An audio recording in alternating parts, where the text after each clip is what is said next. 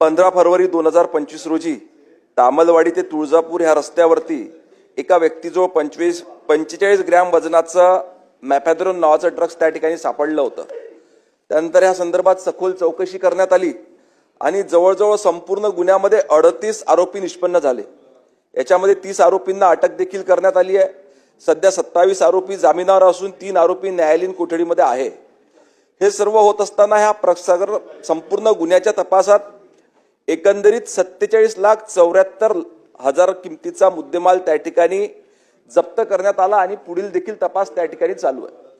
परंतु हे सर्व प्रकरण होत असताना त्या ठिकाणी तुळजाभवानी देवस्थानाची बदनामी कुठेतरी होते आहे का असा संशय त्या देवस्थानाच्या काही मंडळींनी त्या ठिकाणी शासनाकडे व्यक्त केला।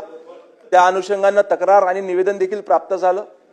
माननीय मुख्यमंत्री महोदयांनी तात्काळ त्याचे चौकशीचे आदेश दिलेले आहे आणि तेथील पोलीस अधीक्षकांच्या अखत्यारीखाली ही चौकशी सुरू आहे। लवकरच त्याचा अहवाल प्राप्त करून याच्यामध्ये जे कोणी गुन्हेगार असतील त्यांच्यावर कारवाई करण्यात येईल। महायुती सरकार आल्यापासून साधारण 2200 कोटी रुपये हे तुळजापूर शहरासाठी सरकारने दिलेत आणि आपल्या तीर्थक्षेत्राचा कायापालट होतोय। वैश्विक दर्जाचं आपण धार्मिक पर्यटन स्थळ निर्माण करतोय। रेल्वेचं देखील काम आता हाती घेतलंय जवळजवळ 3000 कोटीचं।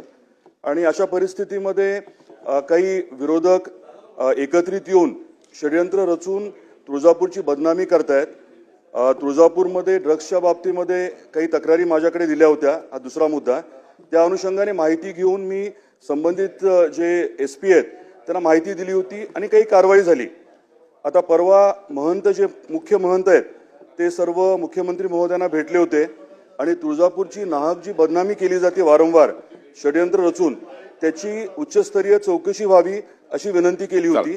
त्याच्यामध्ये जास्त म्हणावं तसं अजून काही कारवाई झालेली नाहीये। तर माझी विनंती आहे की उच्चस्तरीय समिती गठीत करावी आणि कार्यकाळ त्यांना ठरवून देऊन चौकशी व्हावी ही माझी विनंती, हा माझा प्रश्न आहे। मंत्री महोदय।